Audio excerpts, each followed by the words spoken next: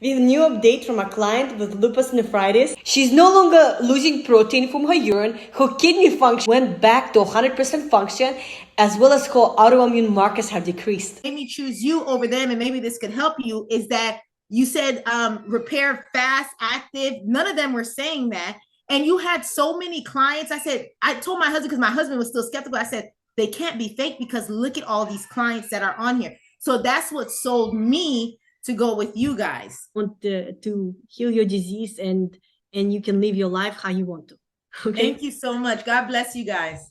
God bless you, Sheila. You should nice. I just love my clients. I always tell I love my clients because it's true. I really do. And we love you, like you're blessing. So we just pray blessing over your business, even more clients in Jesus' name. So thank you so much. I appreciate it. It brings me joy, and we'll stay in touch with you. Your doctor has started reducing your medications.